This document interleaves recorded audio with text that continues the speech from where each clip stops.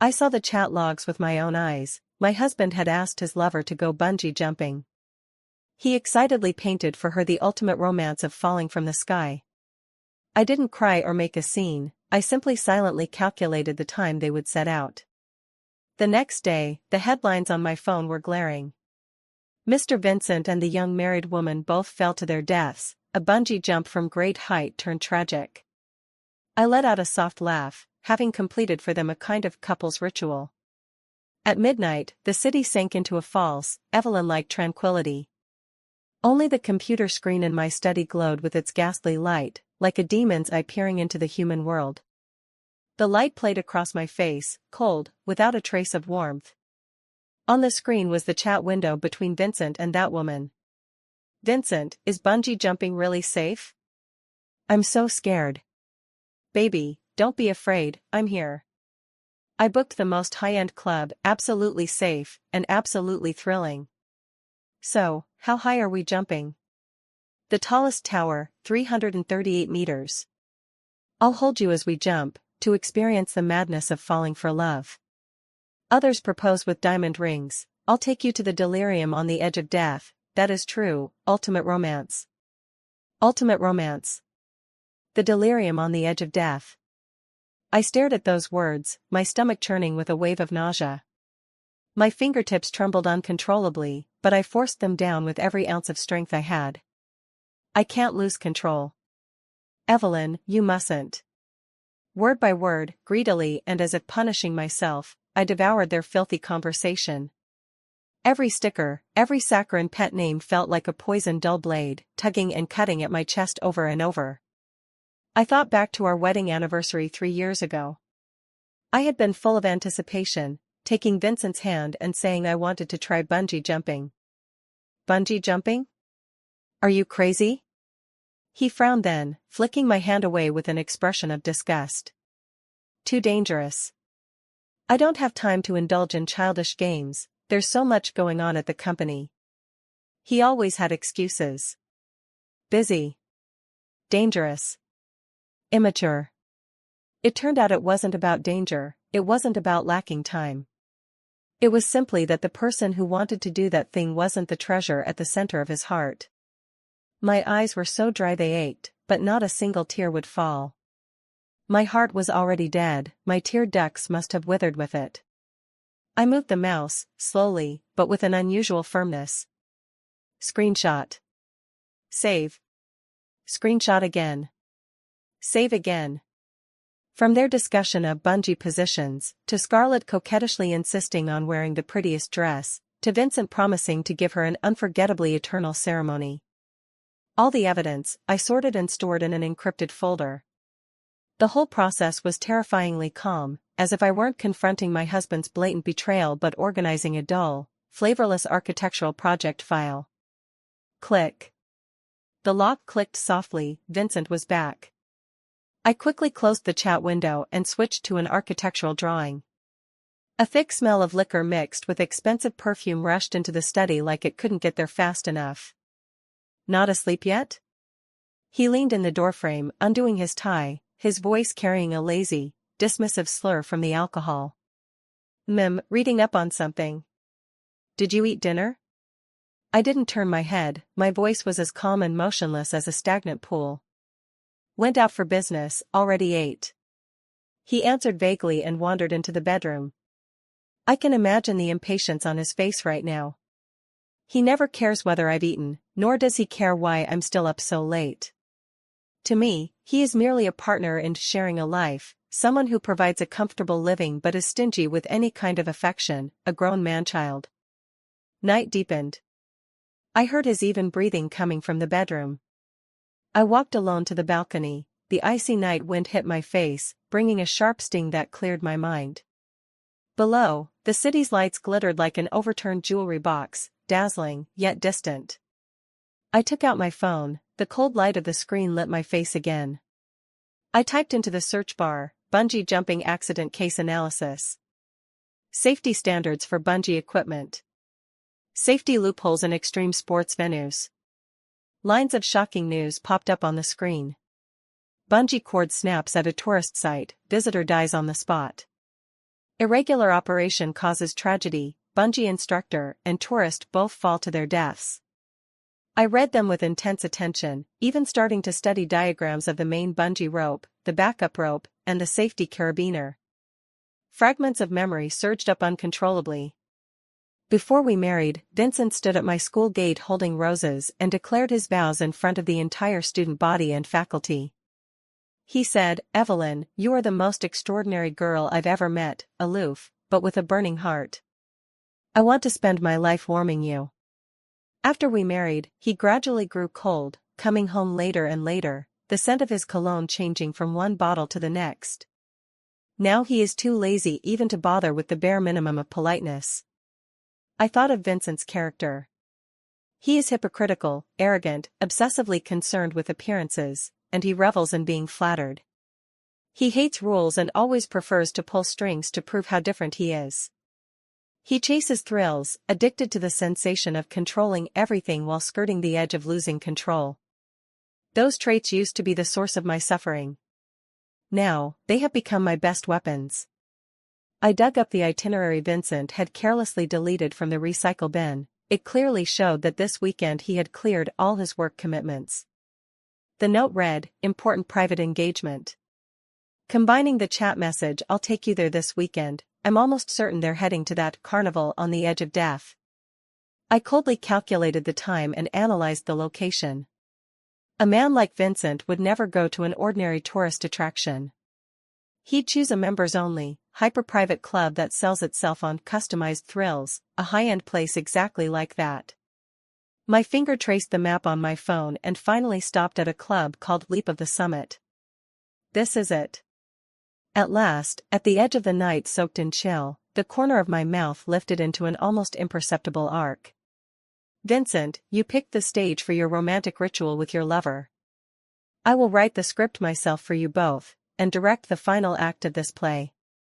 For the next few days I was like a puppet stripped of its soul, playing the part of an impeccably dutiful wife. In the early morning, while Vincent still slept, I was already up.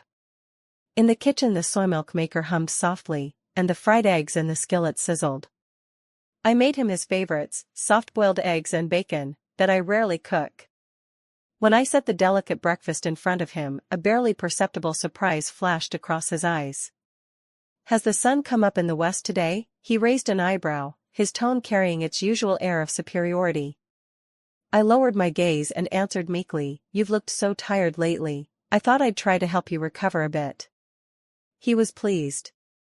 He probably thought that his wife, whom he had long neglected, had finally seen reason, grown considerate, and was beginning to learn how to win him over. What he didn't know was that this was only the first offering I presented. At the breakfast table, while refilling his coffee, I casually asked as if by accident, "Are you traveling for work again this weekend? I see your schedule is empty, where are you heading to discuss the project?" A high-risk project out of town." He took a sip of coffee, his eyes evasive. "The signal might be spotty. Don't call me unless it's urgent." A clumsy lie. Even adding another word would have felt wasteful. I nodded and wore a look of concern. "Then you must be careful." He gave a perfunctory and his attention drifted back to his phone. Out of the corner of my eye I caught the screens pop up, Scarlett's flashy rabbit avatar. My heart tightened like a knife, but my face remained as serene as ever. That afternoon I had plans for tea with my best friend Ava. Ava was my only friend, a maverick independent filmmaker. She was also the only one who could see the storm brewing beneath my calm exterior. "You're off," she said, stirring her coffee, hitting the nail on the head. "Do I?" I smiled, but the smile didn't reach my eyes. "You're too calm, Evelyn, Evelyn." She stared at me. "Calm like the surface of the sea just before a storm." I didn't answer her directly, instead changing the subject. "Ava, you have wide connections. Do you know anyone in the extreme sports scene? I'm sketching an architectural project whose concept is danger and aesthetics. I want to find some inspiration." This was my line rehearsed long ago. Ava didn't suspect a thing. She looked down and fumbled through her phone for a moment. "I don't know them personally, but I have a producer friend who once made a documentary about extreme sports. Maybe I can ask him for you. That's perfect. What I mainly want to find out is the unwritten rules inside those high-end bungee clubs, how they run things and manage safety, I added lightly. Unwritten rules? Ava frowned. That's not easy to pry into.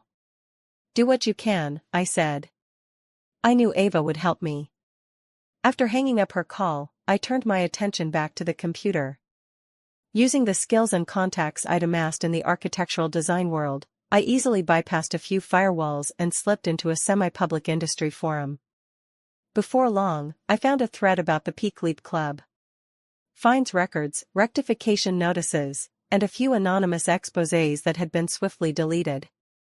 To chase thrills, coaches can be asked to undo the secondary safety line. Members can use a special channel, skip some safety checks, so long as the money's right. This information deepened the smile at the corner of my mouth. Vincent, you are going to love this place. I remembered how Vincent once, to show off at a party, bragged that he knew a manager at Leap of the Summit and had even gotten hold of a so-called black gold card. He loved anything that showcased his privileges, that put him above the rules. To display his contacts and capabilities in front of Scarlett, he wouldn't hesitate to make those beyond-the-ordinary, special requests. And the club, eager to keep a high-rolling client like him, would very likely turn a blind eye. I began to study obsessively the load limits of bungee master ropes and carabiners, metal fatigue cycles, and the small probability failures that could occur under specific angles and impact forces. I was like a student cramming for an exam, filling my notebook with structural diagrams and data analysis. The hands that once designed exquisite buildings were now calculating how to make two people fall from 300 meters, and make it look like a perfect accident. At night, while Vincent slept, I picked up his phone. Fingerprint unlock. Like it was second nature, I installed an extremely covert tracking app on his phone. The icon was disguised as a system file, even a technician from his company might not spot it. I also, on a whim, backed up all the chat logs between him and Scarlett, and every photo and video on his phone related to Scarlett, to my cloud drive. After doing all that, I lay back down beside him. The lingering smell of alcohol on his body and another woman's perfume made me feel sick in waves. I closed my eyes and forced myself to sleep. Tomorrow, the show would begin. The hunter had already set all the traps. Now, I only needed to wait for the prey to step, one by one, into the web I had so carefully woven for them. On Friday afternoon, Vincent's company inbox received an email.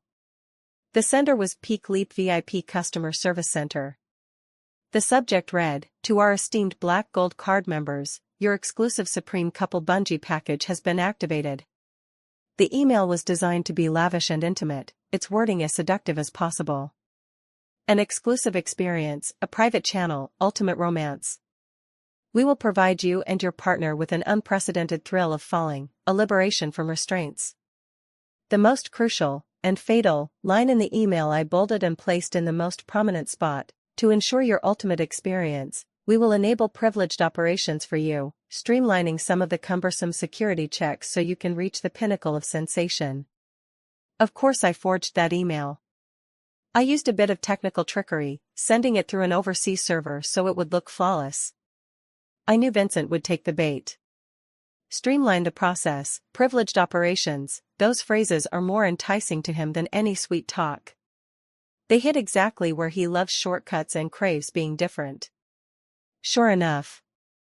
Watching through the monitoring software on his phone, I saw that he almost immediately forwarded the email to Scarlett. Scarlett replied quickly, a string of exclamation marks and heart emojis. Wow. Vincent, you're amazing. Even clubs like this have privileges. I'm so excited.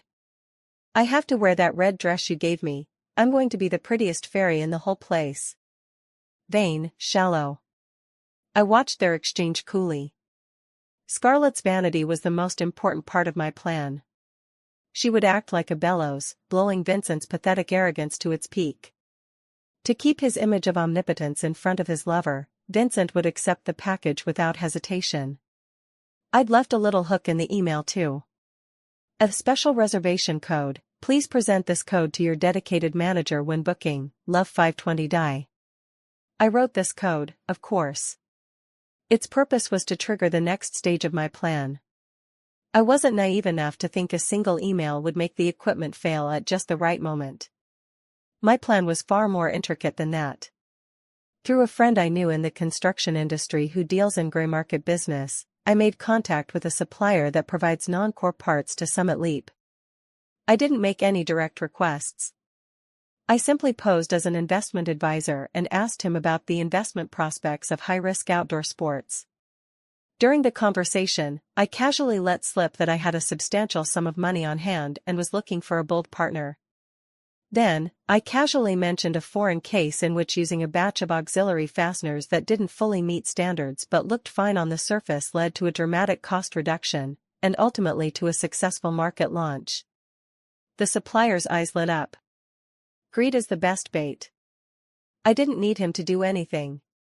I only needed him to know that, during a specific period, if a certain set of the club's equipment experienced a minor mishap, and that set happened to use the parts he supplied, parts that had been compromised at the limits of pressure, then, as an investor, I would greatly appreciate his risk management skills and cost awareness.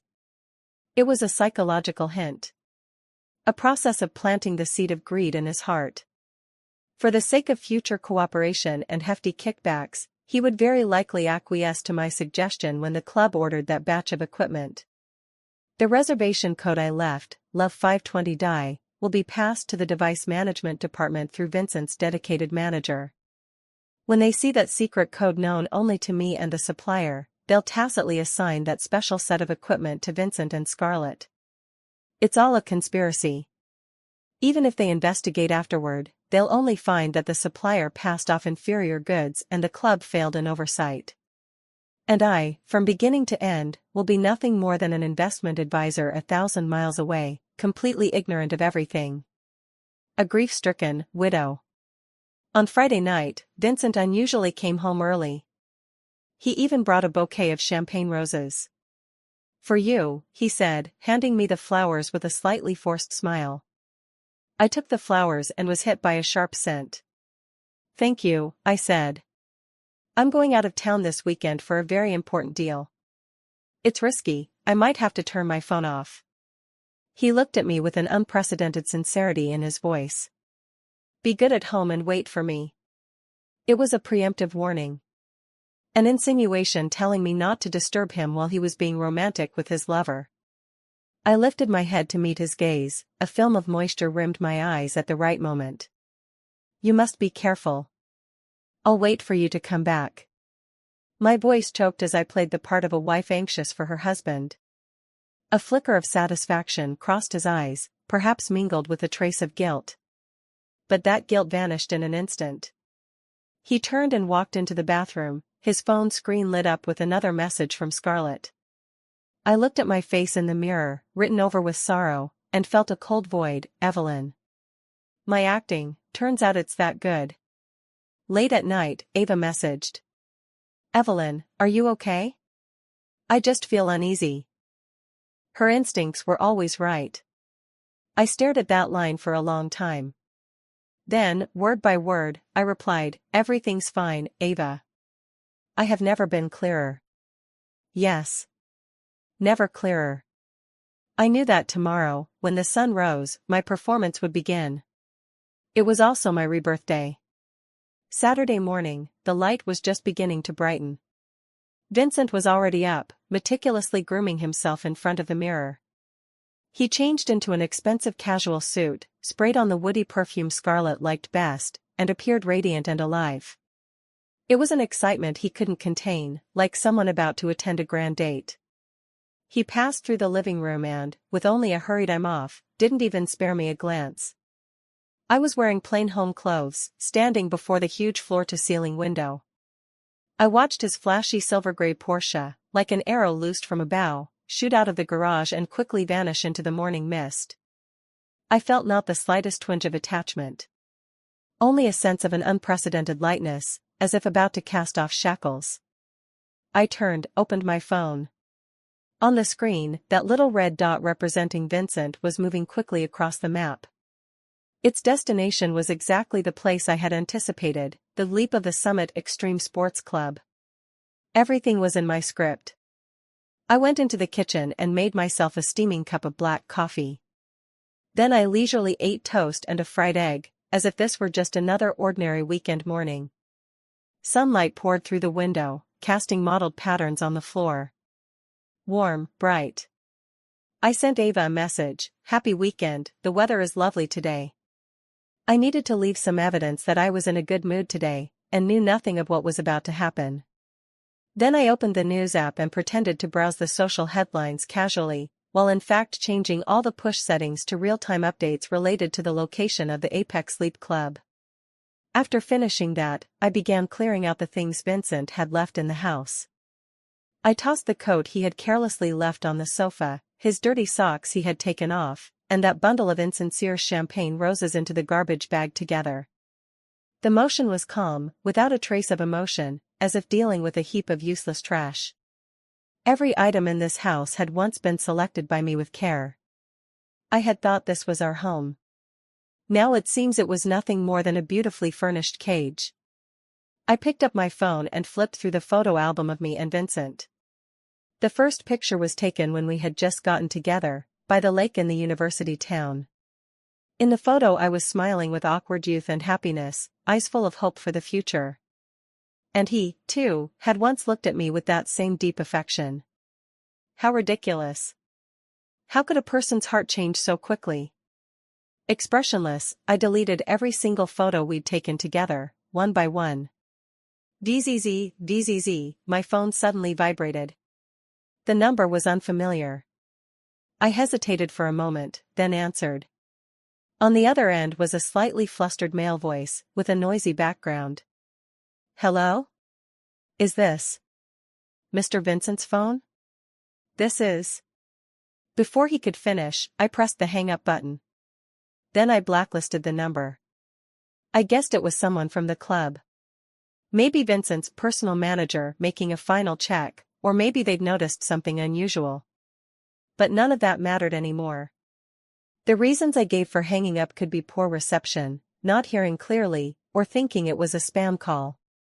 Vincent had already instructed me, if the signal's bad, don't interrupt. I was merely an obedient wife. Outside, the sunlight grew ever more brilliant, flooding the room with clarity. And inside my heart, there was a cold, lucid stillness. I knew. The show was about to begin. Time seemed to stretch out endlessly. I sat on the living room sofa. On the coffee table before me sat a cup of coffee gone stone cold. My fingers absently stroked the phone's icy screen again and again. The air hung thick like a heavy pane of glass, pressing down on me until I could hardly breathe. I was waiting. Waiting for a verdict. Waiting for a clap of thunder to split this deathly quiet afternoon. The phone lit up. Ava had sent a few photos from a weekend sketching trip to the countryside. Blue sky, white clouds, wildflowers in bloom. Look, isn't it beautiful? Too bad you didn't come. I stared at that brilliant scene for a long time. Then I simply replied with a smiling emoji. I forced myself to keep up the normal banter between close friends, but the fingers holding the phone had gone slightly white from gripping it so hard. Suddenly, a local news alert popped up at the top of the phone screen. Breaking: an accident has occurred at an extreme sports club in the eastern suburbs of the city. Details are still being verified. My heart, at that moment, felt as if an invisible giant hand had clamped down on it. It leapt violently, nearly bursting up into my throat. I forced myself to take a deep breath, then another.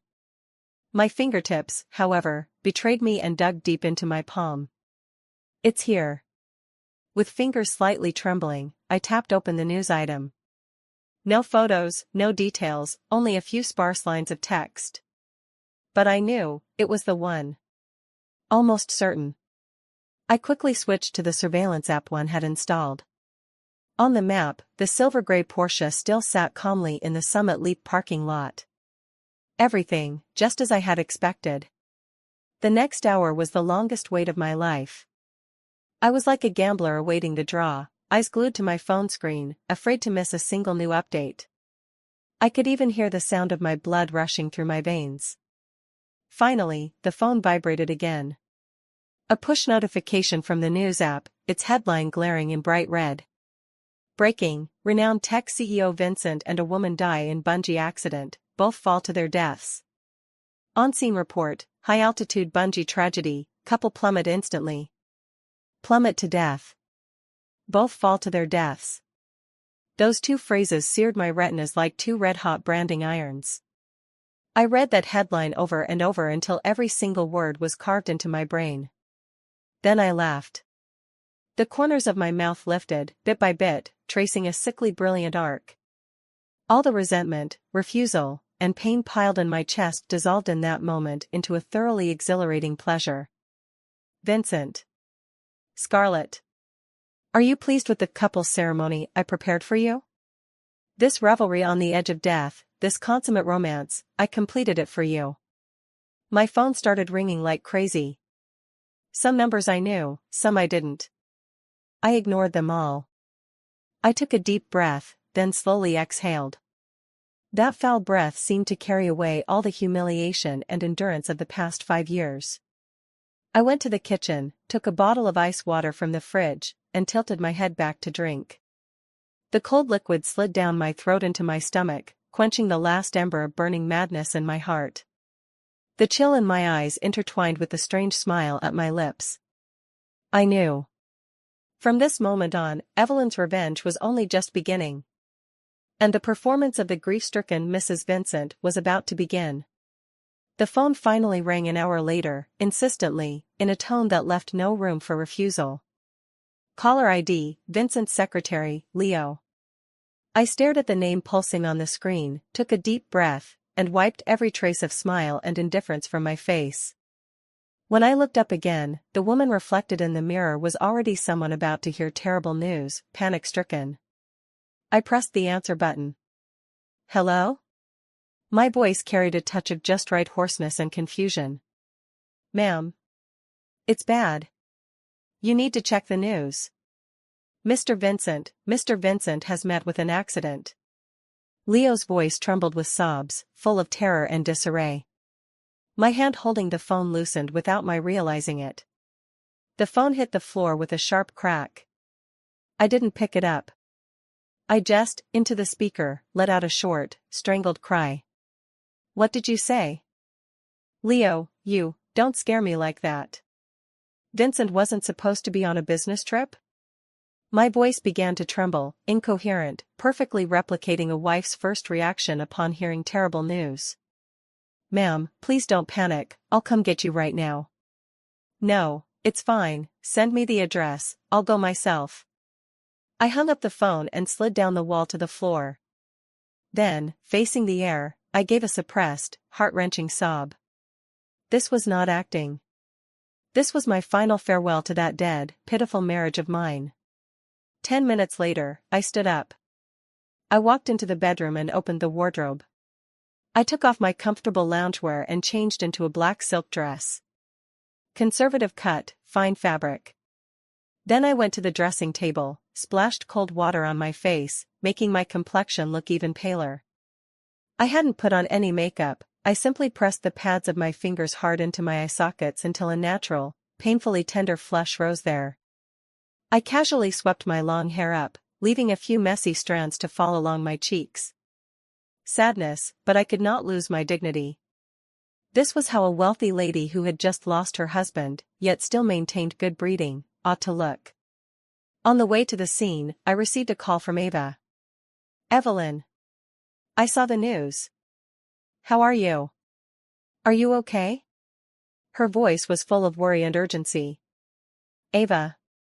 I choked, calling her name once and no more. After that, there was only the suppressed sound of my crying. Don't be afraid, I'll come sit with you right away. I hung up, watching the cityscape rush past the window, a chill spreading through my eyes. The accident scene was already ringed by police tape. The camera flashes fell like a dense white downpour, surging wildly toward me. Mrs. Evelyn. Can you tell us why Mr. Vincent came here today? Do you have anything to say about Miss Scarlett, who died alongside Mr. Vincent?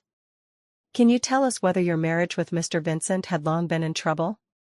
Countless microphones, like black blades, were thrust toward me. The sight of them made me take a step back, my body wavered, my face written over with frailty and helplessness. The company's bodyguards and Secretary Leo promptly shielded me, struggling to carve out a path. I didn't answer a single question. I simply kept my head down, letting tears fall silently. In the temporary office set up by the police and the club officials, I finally saw the so-called personal manager. His face was ashen, his whole body trembling like he'd been sifted through. I forced down the turmoil in my heart and, with a voice that shook but remained clear, recounted everything to the police. He told me he was going out of town this weekend to discuss a very risky project. I don't know. I know nothing. I thought he was really working. I laid out Vincent's lies, intact, and washed myself clean of them. Mrs. Evelyn, please try to stay calm. An older officer handed me a cup of warm water. We'd like to know what Mr. Vincent's usual hobbies are. I took the cup, my fingers still trembling. He's always liked chasing thrills. Unthinkingly, I steered the conversation toward the direction I wanted. He used to say regular bungee jumping was boring, that he wanted to try something more advanced, more customized.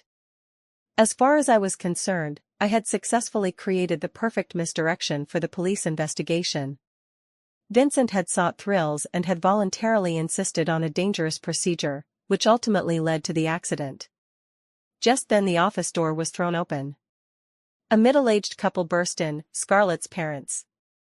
When they saw me, as if they had seen their daughter's killer, they went mad and lunged forward. "It was you. It was you, you vicious woman." Scarlett's mother jabbed a finger at my nose and screamed, "You must have known they were together all along. You deliberately killed my daughter." I was sheltered by the bodyguards behind me, my face registering shock and disbelief. "I don't know. I really don't know what you're talking about," I murmured, and the tears came harder.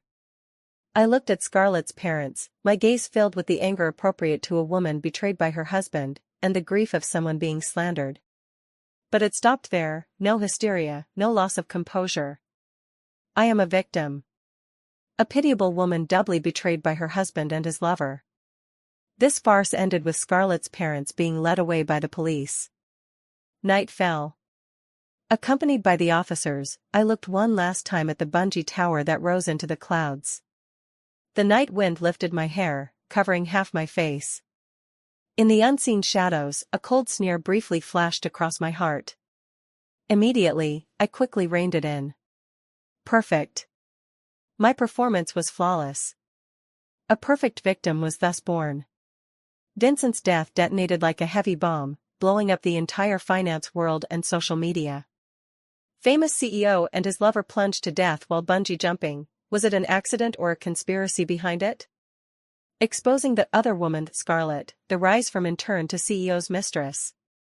Pay group stock collapses, what will become of the newly widowed Mrs. Evelyn? Sensational headlines blared everywhere. Claiming overwhelming grief and the need to care for Evelyn, I shut myself away and declined all media interviews. I issued a brief statement through my lawyer. In it, I mourned my late husband with deep feeling and strongly condemned the rumors circulating about the breakdown of our marriage. At the same time, I expressed humanitarian sympathy for the other victim, Scarlett. The statement was airtight, reinforcing my image as the perfect victim. A week later, Vincent's legal team came to the villa to read the will. Vincent was extremely conceited, he never imagined he would die so young. So his will had been written many years earlier. As his lawful wife, I, Evelyn, will inherit the vast majority of his estate. That includes 35% of the Pay Corporation, a dozen or so properties around the world, and a staggering amount of liquid assets. When the lawyer read out that string of astronomical figures, not a ripple stirred within me. These were rightfully mine. I had earned them with 5 years of my youth and a broken heart. Scarlett's parents were clearly unwilling to accept this. They began to weep before the media, claiming I had long known about Vincent and Scarlett's relationship yet did nothing, even having schemed to frame them. They tried to extort a huge compensation from me through public opinion. Ridiculous. I immediately had my legal team launch a counterattack. We presented part of the evidence to the court and to the public. For example, records showing that Vincent frequently stayed out all night. For example, recordings of his long-term cold violence toward me and his psychological PUA. For example, the chain of evidence proving I knew nothing about his relationship with Scarlett, my spending records, my social media activity, my chats with friends, all showed I was a simple, peace-loving housewife. Public opinion flipped instantly. I went from being a possibly complicit, vicious wife back to the innocent victim whose family was destroyed by the mistress. Scarlett's parents became caricatures of greed, accused of trying to extort and blackmail us. Ava came to see me almost every day. She watched me wither before her eyes and was heartbroken. But once she caught me in the study, calmly sorting through Vincent's belongings, there wasn't a trace of sorrow on my face. Even when I found intimate photos of Vincent with another woman, my expression didn't change at all. "Evelyn," she started, then stopped. I looked up and smiled at her. "When someone's dead, the burden is on the living to clean up the mess." Whatever doubt stirred in Ava's mind deepened in that moment. But I knew she wouldn't ask. When public opinion reached its peak and Scarlett's parents were under fierce attack, I did one thing. I leaked Vincent and Scarlett's explicit chat logs, through an anonymous email account, to a small media outlet that had long been competing with the Pay Group. I painted Scarlett as a scheming, unscrupulous gold digger who would stop at nothing to climb the social ladder. I portrayed Vincent as a sleazy CEO, his judgment clouded by beauty. Public attention immediately shifted from the cause of the accident to this melodramatic sex scandal. People began to revel in gossip about them and gradually forgot to probe the truth behind that accident. After dealing with those matters, I quietly reached out to the senior executives of the Pay Group. Some of them had, on various occasions, openly and covertly mocked me, calling me Mr. Vincent's canary kept in a cage. Now, I will make them understand. This canary is about to become their new master. I saw on the news that the police released their preliminary investigation report on the leap of the Summit bungee accident. The conclusion: aging equipment posed safety hazards, and on top of that the instructors, seeking to satisfy clients' hunger for thrills, operated in violation of rules, ultimately causing the tragedy. Exactly as I had predicted. The club was ordered to suspend operations for rectification, and the responsible parties were criminally detained. The supplier who had given me the inspiration was also prosecuted for passing off inferior goods. None of it has anything to do with me. While sorting through Vincent's belongings, I made a shocking discovery. In the safe of his study, I found a secret trust agreement. It turned out he had a relationship with an actress named Lana, and a 5-year-old illegitimate son. Long ago he had used that trust to transfer a large portion of his assets to the child. Seeing the child's name on the agreement made me feel nauseous. I didn't hate the child. I was even a little relieved. Relieved that this discovery dissolved the last shred of guilt that might have remained in my heart. Vincent, damn you. 1,000 deaths wouldn't be enough. Half a month later, at the board meeting of the Pay Corporation, I was standing at the doorway in a well-tailored black suit, appearing as the largest shareholder. The moment I pushed the door open, the previously noisy chatter in the meeting room stopped dead. All eyes turned to me in unison. Surprise, contempt, curiosity, schadenfreude. I could read the meaning behind every look. Those bloated old fools probably all assumed I was nothing more than a figurehead here to go through the motions, divide the inheritance, and bow out. "Mrs. Evelyn, what brings you here?" In a setting like this, a woman alone. Reginald, the shareholder closest to Vincent, said with a smile that didn't reach his eyes, his disdain laid bare in his words. I ignored him and walked straight to the seat that had belonged to Vincent, then sat down. I gently placed a document on the conference table. From today on, I will be taking Vincent's place as acting chairman of the group. My voice wasn't loud, but it reached everyone's ears clearly. The conference room fell into a dead silence. Then, a burst of loud laughter erupted. "What a joke! you're a housewife, what do you know about managing a company? Evelyn, we know you just lost your husband and you're not in a good state, but don't make a scene here. Reginald slammed the table and stood up. I absolutely refuse. The Pay family is Vincent's life's work, it cannot be ruined by a woman who knows nothing. I looked at him coldly, as if at a vainglorious clown. Mr. Reginald, there's no need to get so worked up. I opened the documents in front of me and pushed them toward him. These are the South China Regional financial statements from the group's last quarter. There are 3 entries totaling $80 million in technical consulting fees that flowed to a shell company registered in the Cayman Islands. And the actual controller of that company is your son, who just started university. Reginald's face turned ashen in an instant. The fat on his cheeks trembled as he pointed at me. You're slandering me. Whether it's slander or a frame-up, the discipline inspectors and the economic crime investigators will give you an answer, I said coolly. I didn't stop. My gaze swept to another shareholder who had been shouting, Marcus. Mr. Marcus, that mistress of yours in the west of the city just paid in full last month for a $5 million villa. That money seems to match exactly an unexpected construction loss on the real estate project you were in charge of. My look was like a sharp surgical knife, passing one by one over the vermin who had once looked down on me and, with Vincent's indulgence, brazenly devoured the company's assets. Their expressions shifted from contempt, to shock, to fear. You think that for the past 5 years I've just been arranging flowers and drinking tea at home? I stood up, hands planted on the table, my body leaning forward, carrying an unprecedented pressure. While Vincent was out carousing, I was getting my MBA. While you were lining your pockets with him, I was dissecting every financial report the company issued.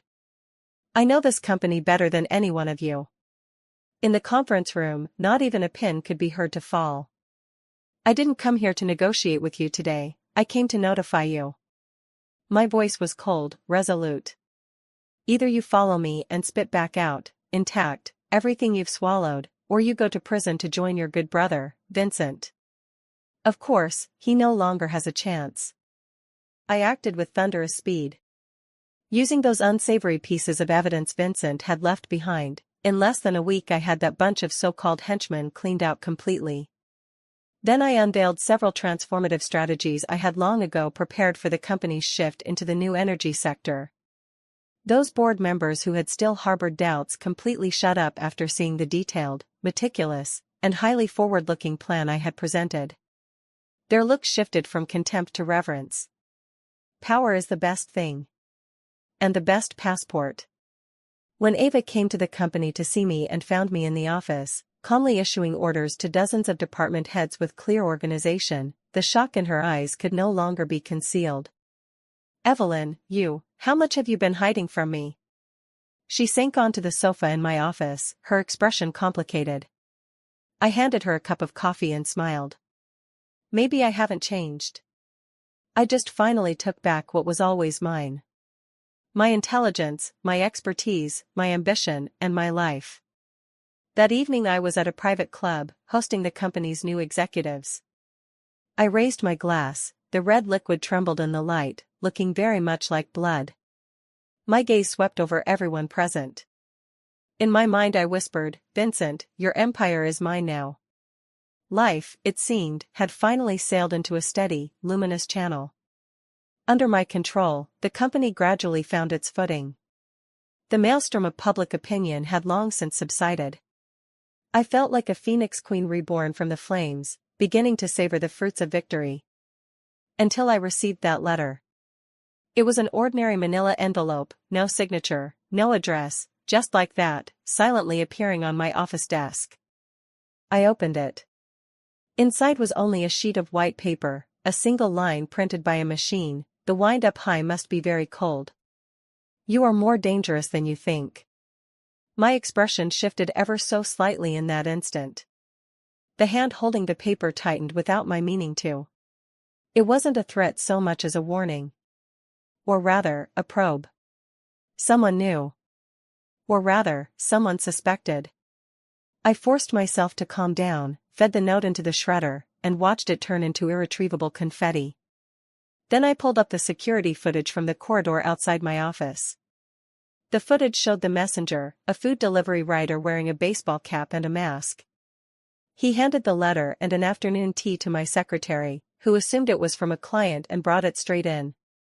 I immediately activated the network of contacts I'd recently built to track down the rider. But the trail went cold after he left the office building. He rode off on his electric bike and vanished into an alley with no cameras. The sender was extremely professional. He knew how to erase his traces. Who could it be? That supplier I used? Some marginal club member who'd gotten lucky and slipped through? Or those shady friends Vincent had before he died? I began to lose sleep. Over and over, I replayed every detail of my entire revenge plan in my mind, trying to find any possible flaw. Ava soon noticed my abnormal state. "What's wrong with you lately? Your dark circles are awful." She brought me a bowl of soup she'd made herself. "Work's been hectic, lots of pressure." I brushed it off, using work as an excuse. I couldn't tell her. From the moment I chose this path, it was destined that I would have to walk it alone. To divert attention, and to look for clues, I began to dig deeper into Vincent's past. In his old office, in a very concealed corner, I found a locked journal. I brought a locksmith and had it opened. What was inside chilled me to the bone. In the diary, Vincent used code and aliases to record multiple transactions with a mysterious figure. He referred to the other party as Shadow. The dealings included taking care of business rivals, staging accidents, even, on the last page of the journal, I saw my name. "Evelyn is becoming more disobedient," Ing suggested to me that it's time to consider accident insurance. The date was exactly 1 month before his death. It turned out he had long planned to strike at me. What I called revenge may have been nothing more than me delivering the knife into his heart a step ahead of him raising his cleaver against me. I don't know whether to feel relieved or terrified. This discovery gave me a new theory about the source of that anonymous letter. Perhaps the letter writer came from that so-called Ing organization. Were they warning me not to touch the dark secrets Vincent left behind? Or were they suspecting that Vincent's death wasn't an accident, that someone else had interfered with their plans? Danger was quietly closing in. But I had no way back. I hired the top private detective in the field. On the surface, I had him investigate internal commercial leaks at the company. In secret, I gave him a list, every suspicious person and firm that appeared in Vincent's diary. I was going to drag that Shadow out of the darkness. I stood before the office's huge floor-to-ceiling window, watching the ceaseless flow of the city below. Lights glittered, opulence like a dream. I succeeded. I got everything I wanted. But because of that, I walked onto a lonelier, more dangerous path. Beneath my feet yawned an abyss. One false step and I would be smashed to pieces. The private detective was efficient. A week later he handed me a report. The anonymous letter's IP address came from an overseas virtual server, layered with encryption and impossible to trace. Still, he had found a crucial lead. The Shadow mentioned in Vincent's diary was a real organization. An underground kingdom that provided all manner of grey services exclusively for the ultra-wealthy. Their scope ranged from money laundering to dealing with troublesome people, nothing was off the table. They were like a parasite living beneath the world of light, everywhere, yet leaving no trace. Vincent was one of their high-end clients. My heart sank. I realized that Vincent's death might be far more complicated than I had imagined. My scheme was certainly the main cause. But it was also very possible that I, like a butterfly unintentionally flapping its wings, had simply set off another bomb he had long buried. Or perhaps the Shadow organization, while carrying out its plan to eliminate me, had made a mistake and taken Vincent down with them. No. I couldn't let myself be frightened into inaction. The more dangerous it was, the calmer I had to be. I couldn't sit and wait to be hunted down. I had to strike first. I sent a signal to the Shadow organization through an intermediary whom Vincent had absolutely trusted in life, and whom I had now bought. I told that intermediary that while sorting through Vincent's effects recently, I had come across some very interesting things. Some transaction records between Vincent and certain mysterious friends. I also expressed doubts about Vincent's unexpected death. I hinted that I held evidence capable of shaking some big names. I was gambling. Betting they'd come to contact me to protect themselves. Sure enough, in less than 3 days a man claiming to have been a friend of Vincent in life arranged to meet me at a tea house that was not open to the public.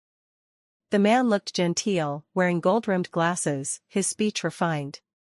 But the way he looked at me was like a viper coiled in the shadows. "Mrs. Evelyn, my condolences. We are all saddened by Vincent's passing."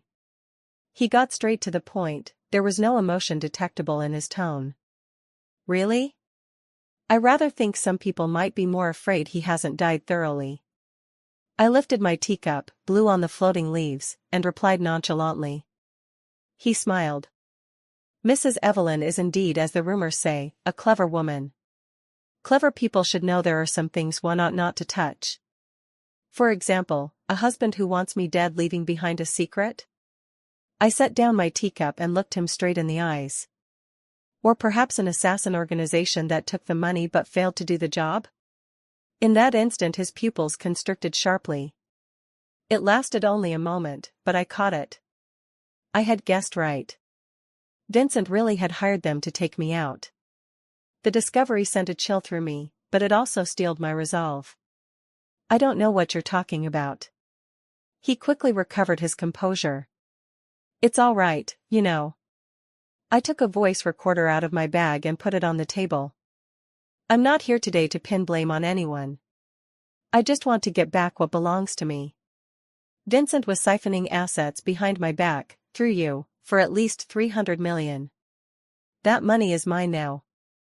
And from now on, stay away from me." I stood up and looked down at him from above. "I know more than you think. If anything happens to me, I promise the things I have will be front-page news across the world's major media within 24 hours. When that time comes, who dies will be anyone's guess." I used their methods to turn the tables and threaten them. Because I know that for these desperate men, what they call morality and law is all bullshit. Only profit and fear are the only languages they understand. Stepping out of the tea house, the afternoon sun stabbed at my eyes. I leaned against the wall and realized my back was drenched. Every step I had just taken was a dance on the blade. One misstep and there would be no return. Ava called and urged me to take care of myself, not to overexert. She said money can never be all made, told me to let go and live a peaceful life. On the phone I sounded tired and weary. I told her that after this stretch of business was done, I'd hand the company to professional managers and then travel the world. I put her mind at ease. But only I knew that my war was far from over. The confrontation with the shadow ended in an eerily calm curtain call. They never came after me again. The assets Vincent had transferred were returned to my account a month later, in an extremely discreet manner. I knew I had won. Not only had I recovered the money, but they had also, behind the scenes, eliminated every possible loose end related to that accident.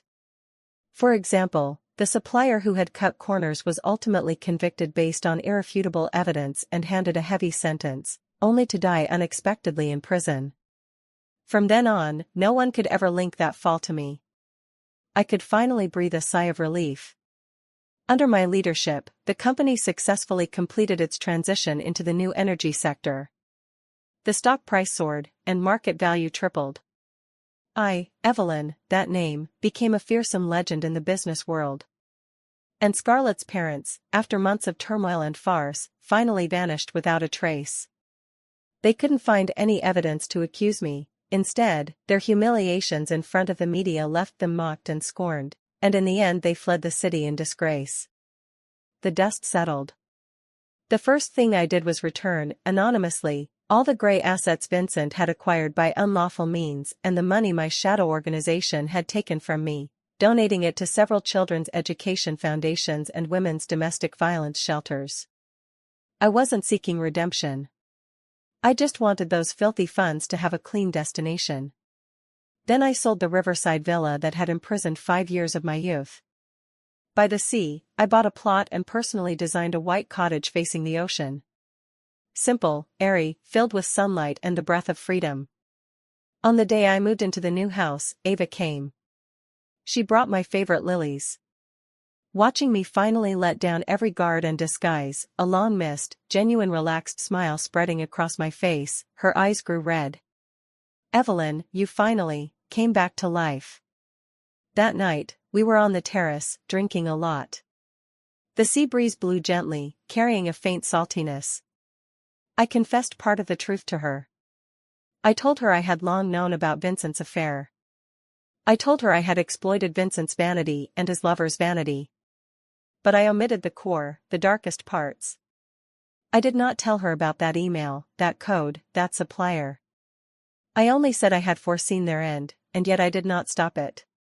Even so, Ava was so stunned she couldn't speak.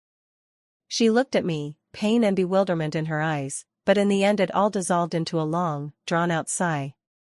She stood up and wrapped her arms around me from behind. "It's all past now, Evelyn. From now on, I'll stay with you." I leaned on her shoulder, and finally the tears flowed uncontrollably. These were not tears of sorrow. They were tears of release.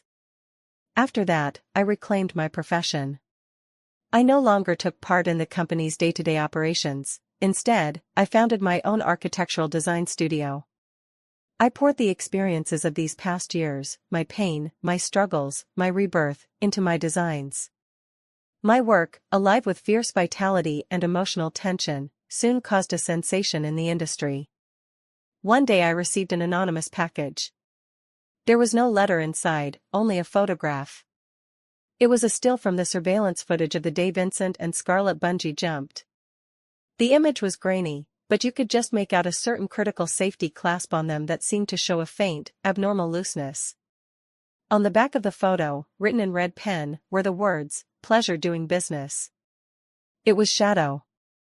They were telling me, in this way, that they had kept their promise, and reminding me that between us there was a shared secret. I stared at the photograph, my face void of any expression. I walked to the fireplace and threw it into the roaring flames. The fire leapt and swallowed that guilty evidence cleanly and completely. I went to the window and pushed it open. The salty, damp sea breeze hit my face. Everything from the past was carried away with the waves, tossed and shattered, vanishing into the endless darkness. I finally had what I wanted. True calm and freedom. On my own terms. 3 years later. Paris, France, at a lavish corporate gala. I wore a white evening gown by a renowned designer and, as a representative of outstanding Asian women entrepreneurs, graced the cover of an international business magazine. Under the flashbulbs, I am composed, elegant. In the magazine profile, the reporter cautiously brought up my once sensational marriage. "Mrs. Evelyn, oh no, Ms. Evelyn, many people are curious, how did you pull yourself out of that enormous grief and create the business miracle you have today?" I smiled faintly at the camera, my tone calm and detached. Every wound in life is a medal. It may leave a scar, but it also makes you stronger.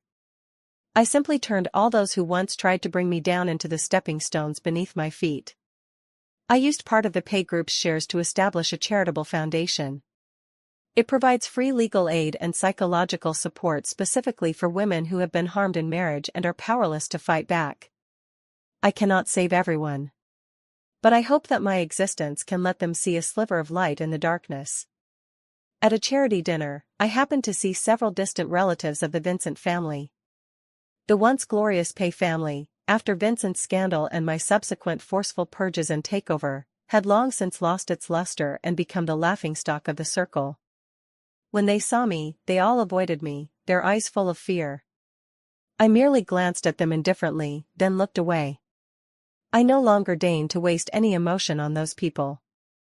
I received many letters of thanks from women I had never met. In their letters they told their stories and thanked my foundation for helping them escape their torment and begin new lives. Those letters made me, for the first time, feel that my bloody revenge might not have been entirely meaningless. In my own way I had punished evil. In my own way I had also become a model that more women in despair could look up to and emulate. My life returned to simplicity and fulfillment. I loved my work in design and savored the quiet of watching sunrises and sunsets alone by the sea. I will also travel the world with Ava, to explore the landscapes I once missed. One rainy night, I curled up on the sofa and casually put on a documentary about extreme sports. When the film mentioned that famous bungee jumping accident from years ago, the narrator, with a tone of regret, labeled it a tragic accident caused by the pursuit of thrills. I looked at the two flash-by black and white photos of Vincent and Scarlett on the screen and smiled faintly. Then I picked up my phone. On my social media, I posted a photo of the latest architectural model I had designed.